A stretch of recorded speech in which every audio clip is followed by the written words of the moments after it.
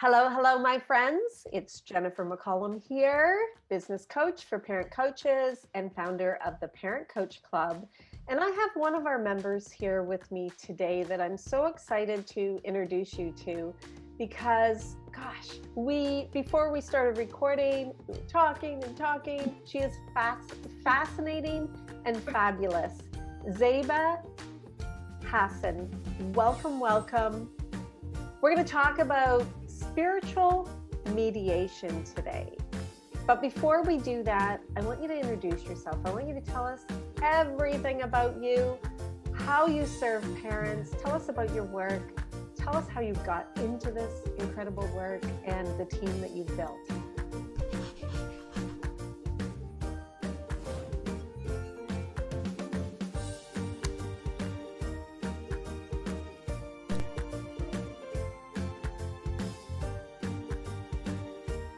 I first of all, thank you, Jennifer, so much. You've created such an amazing platform for parent coaches. Honestly, just creating the credibility for us, because we really are doing what I call the basic foundational work for society. And I know that sounds crazy as I'm throwing it out there, but what is our unit? Our units are the family structure. And how do we serve parents? By helping them reach their fullest potential as a family, a cohesive family unit. My name is Zaiba Hasan. I am the owner and master coach for Emerge Consulting Solutions. We are a concierge coaching company, and pretty much we focus on women, mothers specifically, and helping them transform their lives from the inside out. And we will get to that a little bit later. But the number one job that I have is being a mom of 4 amazing children. I have an 18, 16, 11, and 9-year-olds, and how I like to explain them or tell them they actually changed my life. They saved me. They saved my life. That's the truth of it. And being a mom was always something, one, I never thought I was going to do, to be very blunt with you. I was just like, that's not happening for me. But the first day that I held my son, my oldest, who's not going to college, I was just, you realize in that moment that what love actually is. And we say that, we toss that term out in so many different ways, but the reality of the situation is until you see this being, you realize I want to be the best person, best version of myself for them. And being a product of a very traumatic childhood upbringing, I realized I had to break through some of my own generational trauma from the way I was brought up. And because I did not want that to happen, and to carry forward for my son at the time, and then now my subsequent children. So that kind of started me on this path of introspection, and grounding and mindfulness, and got me to a point where I really truly wanted to do this for other people. And my quest to heal myself, I recognized a path and a calling to kind of help other families go through similar things. So my particular area of specialty is spiritual mediation within families that have suffered from some past traumatic events. I usually work in collaboration with therapists because I want to be focused that, coaching is very different than therapy. Therapy tells you the why. Coaching kind of helps you figure out the how. And usually I work in conjunction with family therapists to kind of work on the plan of action based on the healing that they've already started. And my job as a coach is to kind of help with that accountability. The beautiful thing about my team is I have a wide range of specialists, from ADHD to positive discipline to all of the above, anything you can possibly need for being a parent. But my love and my area of specialty is to kind of do that cognitive work to kind of break through that generational trauma so that we do not pass it along to that next generation. Amazing. Sorry, that was a mouthful. No, it's so I need good. to get that down to 2 to 3 minutes. Everyone's like, get your elevator, you know what they say from America, 2 to 3 minutes. I'm like, I can't quite say this in 2 to 3 minutes. So I Yeah, apologize for I that. I think that you do, like, you have a whole team of Yes. coaches that support parents. And I Yes. think what we're going to do today is just talk about, your strategy or how you work with parents in three simple steps. So Yes. it is, you do a lot, but we're going to Yeah. break it down into three simple steps. And Keep it simple. we're going to talk about spiritual mediation, but I want to just go back to what you said about, having kids. I feel like, and I know this has been said out there, but our kids, they're our biggest beautiful gift Yes. and also our greatest teachers. Yeah. And we Oh, grow yeah. along with them, and we have Yeah. to. And I'm really interested in hearing about your mediation and how that works. And especially, you said you work with families of kids that have been through traumatic Trauma. events Yeah. or parents that have been through a traumatic past. Is that correct? Yes, exactly. And how to bridge the gap between how they were parented and how they want to parent. Because the truth of the matter is, we don't necessarily come into parenting wanting to carry some of that past baggage in, right? Like we don't want to do that, but we can't help it because that's all we know. That's in our DNA. And usually by the time families have come to me to some degree, they recognize because they've worked through their own therapeutic process, I'm repeating past patterns of behavior and I want to stop that. Or I've already gotten to a point where we're kind of over that line. I want to pull it back. I want to recreate that family foundation. And how do we do that? Because some damage has already been done. But I feel like when anybody comes to you, and I feel like all parent coaches probably feel this way, we have to have a better term than parent coach, right? Because I feel like we do more than just cheer people on. By the time they get to me, they've recognized, I've already kind of messed it up a little bit. But I feel like if you even are coming from that perspective, you already are ahead of the game because you're recognizing that you want to make a change. And my job is to help facilitate that through some potentially uncomfortable conversations that you're going to have with yourself, you're going to have with your spouse, and you're going to have with your children. It's interesting, something you said about how you work a lot with, therapists, and that they often, the parents have been to therapy and now they come to you as the coach, like figuring out the why is this happening and now how do I fix it? How do I do that? Exactly. And I love that because I think everyone should have a therapist and everyone should have a Oh, girl. coach. Yes. Like, And it's a beautiful relationship because we're not trying to do what the other, like I am not trying to go through and find out why you're doing it. But I feel like once you know, I can help you get to where you want to be. yeah, that's beautiful. I love how simply you said that. That is just the natural progression to work with parents. So let's dive into these three steps because I know you've gone through them with me. They're super valuable. I'm going to implement them right away. Let's talk about the first step. So if we're talking about spiritual mediation, Yeah. you're working with a family, kids have been through trauma, parents have been through trauma. What's the first step you would take a family through? Honestly, from a Sufi perspective, it's called taqwa. That's the Arabic version, but really how I translate it for my non-Sufi and non-Muslim parents is a place of grounding. And you get to that place of grounding because what that does is refocus your energy and we're taking away all the noise, right? All the noise and how we got there.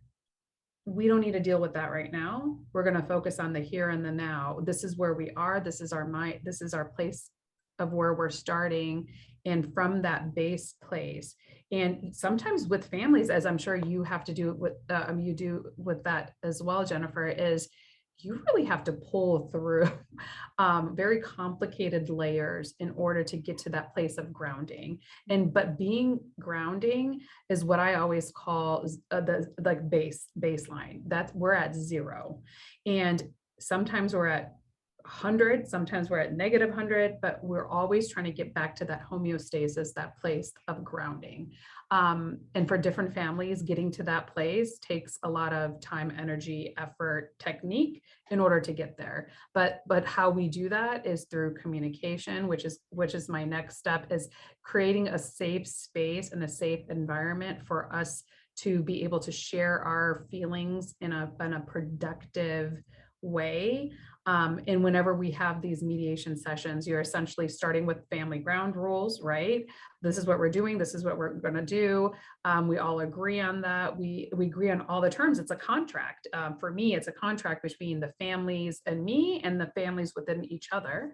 I specifically deal with older. I mean, by the time you're getting to the older, it's more of, it's a little bit more emotionally draining. I would say younger kids are physically draining, but older kids are very emotionally draining. So usually people do spiritual mediation with families as the kids are getting older, or you feel like there's a disconnect.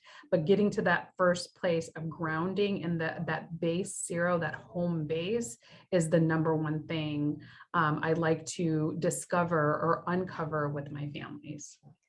Yeah, and I wanted to ask a question about that, about the grounding. So, how you do that? So you set like ground rules, or Literally ground like rules. a contract, like, Yes. and what does that look like? Can you just explain So that? we go through, and sometimes by the time you get to that session, like, first of all, I think this was in your group when somebody was like, oh, I can only do something in 13 sessions or 12 sessions. And I feel like true transformational change cannot happen in 12 to 13 sessions. It takes a minimum of 6 to 8 months, especially when you're dealing with this traumatic type of a background. So Right. I need to throw that out there, and for everybody's best interest. Otherwise, what happens is people come back, right? Because you can learn something for 2 to 3 weeks, get excited, but that daily practice accountability doesn't quite happen. Right. So those ground rules as a family needs to be determined in a safe and open space. So a lot of the times we start off with, and I know this sounds hokey, but I promise you it works, a concept of meditation. So I have a lot of different types of meditations and meditative practices that we start all of our sessions to kind of get everybody in more of a calm Zen place. Because the reality is, as we know from a scientific perspective, meditation, regardless of what religion, what background, it literally calms the synapses in the brain. It helps with the breathing. It kind of gets everybody to this calm, centered space so that we can be more open and receptive to receiving information. Because it's not just about talking, right? It's about receiving, listening. Receiving is the biggest part of being grounded. Then we set up our mediation rules. What are we willing to talk about? What are we not? What is off limits? Because the truth of the matter is getting everybody's insight and buy-in, for lack of a better phrase, is what's going to be the most productive. If people aren't willing to participate, it's really hard and challenging to make any sort of transformational change. And then from there, I work on different types of, we call them PQ reps in the positive intelligence world, where they're like tangible things that we can do to create awareness and to be focused. It refocuses people's attention in a very physical way. And that's kind of grounding. You start getting angry or upset because you're hearing something you don't like. We take a break. Because, as parent coaches, we can kind of figure that out. We can kind of read the room, which is why it's so sad to do everything on virtual, but I miss that in person. And then we take a break and refocus. And we have safe words, which I'm sure a lot of people use. Like, I don't want to talk about that right now. We're gonna put a pin in it, talk about it later. Because when everybody can agree on the rules, it's like a mini community, right? Your family is a mini community. When we agree on the rules, when we have accountability, when we have natural consequences, and everybody agrees on it, I feel like that is the grounding and the base that you need in order to start making change. So that, for me, and honestly, it takes about 1 or 2, sometimes 3 sessions just to get that homeostasis, that ground zero, that everybody can agree on before we can even move forward. So that's the number one thing That's that we work on. incredible. That's Mhm. incredible. Thanks for just like painting a picture for us to just what that Sorry, it looks takes a like. long time, but No, it's worth it when we get there. yeah, yeah, it sounds like, and probably different for everyone too, like how Yes, long it sometimes it takes, takes but longer. yeah, well, yes.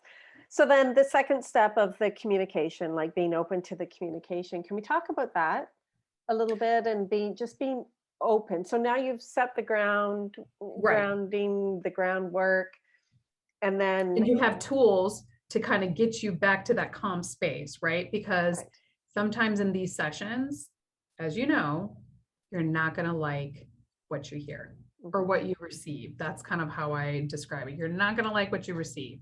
mhm, So people have to have one, the opportunity to communicate, whether they like it or not. mhm, And communication is two ways to also receive information. And so part of our ground rules is the how to do that. But as you know, with any kind of transformational change, any kind of change, communication, grounding, mindfulness, which is that, and communication is key. Because if we can't talk about what is wrong, right? Or what is bothering us, or creating a name, like we have that concept of name it to tame it.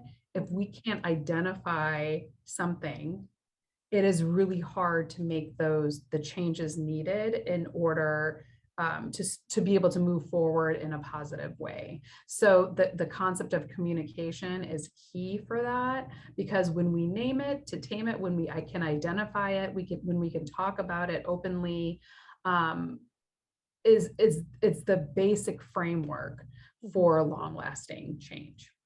That is so great. So the third step, because you were going to give us three steps. Yeah, We did the gratitude. grounding, set the ground rules. Yep, We're being open to receive. We're going to communicate and be open to receive the open to receive. feedback. What's the third step? Gratitude. I mean, sometimes, especially when you're raising kids, let's just be real, it's not all rainbows and lollipops and butterflies and fairies. It's down deep, nitty gritty. But even in your darkest of days, if you can find a point to be grateful, to have gratitude, that also can ground you. So I feel like it's this beautiful cycle. Like, okay, I'm having a crap day. Let me take a minute. What am I grateful for? And sometimes it could be as simple as I'm breathing. Okay, I'm breathing. I have water. I have a pen. I need to write something. It doesn't have to be these grandiose, oh my God, this amazing thing happened, which if it does for you, awesome. I'm happy for you. But sometimes even taking the time to identify the small and tangible things can really refocus your mind, and it can then reground you so that then you're ready to receive, and then that becomes a really good cycle. So for me, I'm obviously there's offshoots to all of them with little minute details, but for me, if I had to sum up the whole like emerge methodology, it would be that creating a safe space, having the open communication, and having a perspective of gratitude, I think are key to have a basic functional. We're not talking about amazing Brady Bunch, right? We're talking about a functional, communicative family. That's the base thing that we can do for them. That is beautiful. And that is a great segue into how do parents find you? How do you support them? Like, do you do this work one to one or? We do one-to-one, we do group coaching. We're going to be offering some workshops and classes. You can look us up in emergeconsulting.solutions. We pretty much, if you can think it, we're there. Our whole point is to be able to pay it forward. And I purposefully hire coaches that have gone through their own transformational change. And part of the beauty of that is, we know what it's like to be, in the depths of despair, some of us. Mhm. But we've done the work. We are continuing to do the work. So we are super relatable, and we can totally understand what you're going through. We're not these people that are like, if you do X and Y and Z, your life is going to be amazing. No. But what we are saying is we were on the other side. We did put in the work. We know what it takes, and we know that we've emerged on the other side. And this is how we can help you do that. That is beautiful. So I'm going to make sure that your website, all your links are below this chat. You have a podcast coming out too. Yes, it's going to be called Emerging on the Other Side. We're starting to record now, and pretty much it's going to be these 15-minute bite-sized micro coaching sessions, because we do have an amazing group of coaches we have a sex coach, because a lot of us mamas need some of that. We have an inspired wellness. We have somebody who does nutrition. We have somebody that focuses on ADHD. I try to build a team, and I've been so grateful that we can kind of, if you have an issue, we want to try to help you, because we have been there and we know that we lack that village structure that, we need as a community in order to succeed. And what we're trying to do is create a village for you. It's beautiful. And emerge on the other side. Emerge on the other side. All right. What I like to leave our listeners, watchers with is one quick tip. If they forget everything else you said, and I hope they don't, and maybe we'll just summarize what you said. The 3 steps is the grounding, coming from a place of grounding, setting the ground rules, almost like a family contract. Mm-hmm. Being open to communication and receiving feedback. So Yes. important and so hard. So See why you need a coach to walk through that one. Mm-hmm. And then coming from a place of gratitude is the third one. Yeah. And how you need that time. Really, I thought that was a great point. This doesn't happen overnight. You need the time to create those new habits, to create the goals and set those new habits in place. So I love that you said that. So if we're leaving our watchers and listeners with one thing, one tip that could help them right now, what would that be? It's so cliche because we've heard this before. Put your oxygen mask on first before you help somebody else. And this is coming from somebody who, felt I need to be a martyr. Like, being a mother does not mean you have to be a martyr.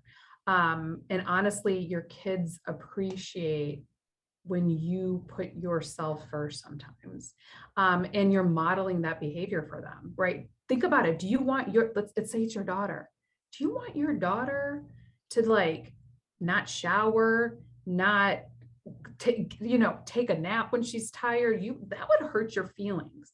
Guess what? You're somebody's daughter. You're the mother. You're modeling that behavior. So, self-care is not selfish. It's actually selfless, because the more you take care of yourself as the heart, for me, I feel like the mothers are the heart of the home, the more likely your kids are going to be able to model that behavior. So if anything, put your oxygen mask on first, however that looks for you. For me, it's waking up at 4:30 in the morning, drinking actually my coffee while it's hot, meditating, and then dealing with the chaos that comes my way. However it is, or maybe it's taking a nap, or maybe it's writing in a journal, or maybe it's walking outside, whatever that looks like to you, I feel like you need to do that. Beautiful. All right. To find Zaiba and her fabulous team, go to emergeconsulting.solutions and connect with her, get signed up for that podcast that's coming out. And also check out all the amazing things. Yeah, it's so fun. We're having a good time. If you can have fun and work and help people, that is a win-win situation for everybody. That is wonderful. Thank you so much for being here. Thank you, Jennifer. I really appreciate it.